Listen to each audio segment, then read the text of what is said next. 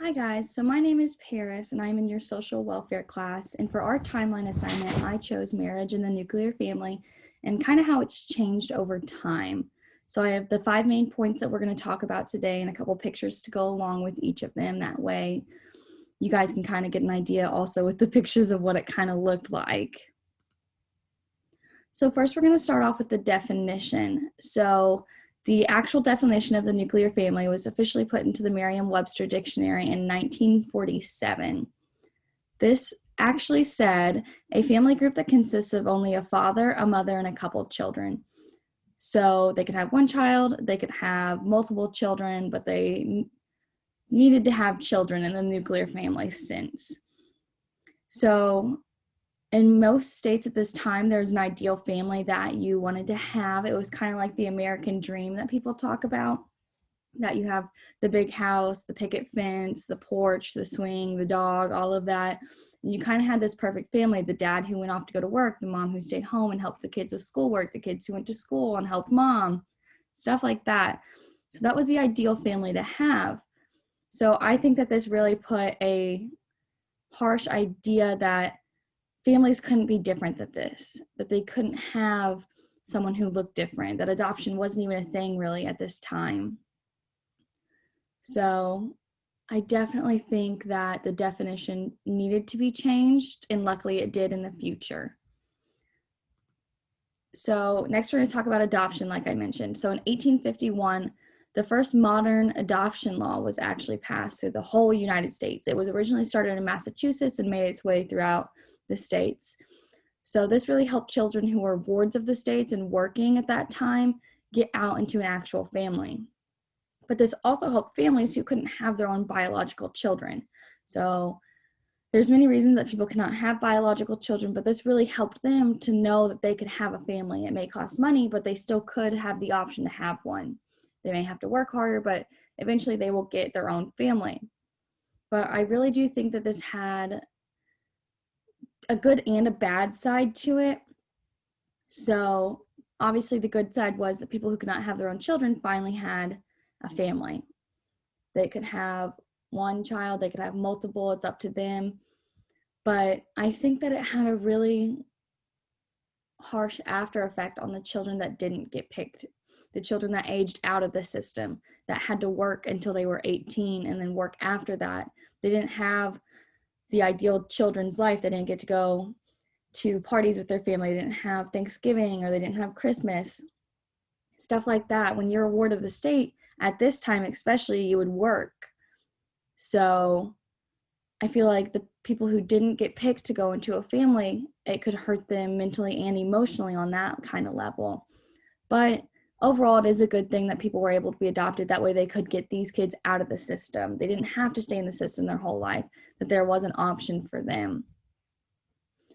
And like this says, adoption is a lifelong journey. It is. You don't just pick a child and then once they turn 18, it's kind of over. That's not how family works. You're always a family.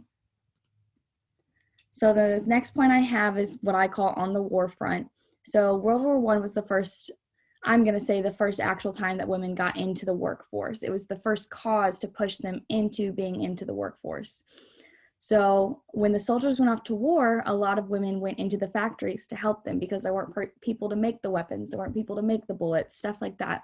They needed someone to do it, so they called on the women. And you can see in this picture, there's two females looking on what looks to be, what I'm going to say is a car. Looks like the tire right here.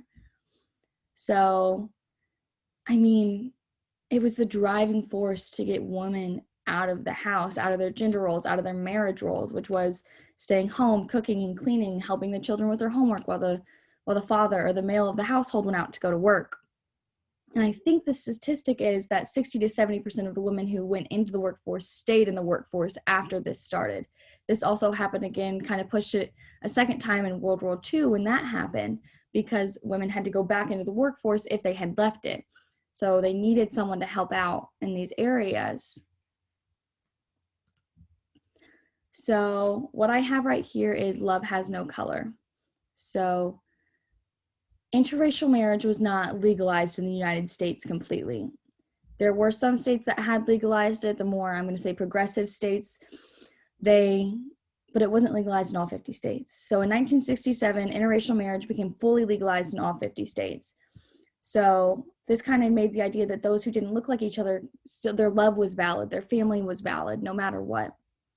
So it goes against the idea that families had to look alike. I know that's something that kind of changed with adoption too, that you don't have to look alike to be a family, but they did belong together. Love is love. So right here we have a picture of what would be a protest that happened, and it says Interracial Marriage Club. So they wanted the freedom to marry who they wanted to marry, no matter what they looked like. So like I said before, right here, it was legal in some states before, but this was when the legalization was finalized throughout the whole United States. And right here, I have love has no gender. So as most of us know, this is probably one of the most recent things that's happened, is in June of 2015, gay marriage was fully legalized in all 50 states.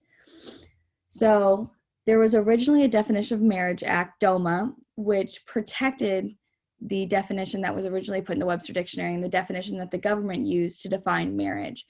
But once this happened, they had to change it, because it wasn't just now a father and a mother. It could be a mother and a mother, a father and a father. There was a change that happened, a movement that allowed people to not only love someone who was a different race, but love someone who was of the same gender. You didn't have to follow the ideal of the world. So they did have to change DOMA. So it had to encompass the LGBTQ plus community now. So this goes against the major idea that a family can be anyone. Like I said, it could be a mother and a mother, a father and a father. It can be anyone. And I've kind of put down here, a family is made up of love, not looks or blood relatives. So you don't have to look alike to be in a family. It's not, people think it's so, there has to be like a perfect thing, but it's not. There could be blended families. There can be families who they are of different races, of different genders, of the same gender. It doesn't matter, because a family is a family. It's made up of love. It's not made up of, oh, I'm blood related to you, now we're stuck together. That's not how that works. You can find someone, you can love someone no matter who they are, who you are, and your love is valid, your marriage is valid, your family is valid. And I think that's like a main part that came out of the change in marriage over time, is that it went from being this whole, it had to be something specific, and it's not anymore. You can love who you want to love. And I love this picture right here. This is right when gay marriage was legalized. So you can see how happy people are that they can finally love who they want to love. And I'm sure that happened the same thing when interracial marriage was legalized. The same thing probably happened, where they got so happy, the joy on their faces. And you know what? That's what love and family and marriage is about. It's about finding your person or your people. It doesn't matter. So I just want to thank you guys for listening to this. I know it was probably long, but I'm glad that I got to do this project, and it really opened my eyes to different social welfare facts about marriage and how it's changed. And now, like Dr. Metz says, the progression has gone so much that eco-housing now allows people, there's so many different definitions of marriage now, and love and family, that eco-housing now encompasses so many different ideals of people. And I think that's great, because it's not just blood marriage, it's blood relatives, it's not just marriage that makes you a family.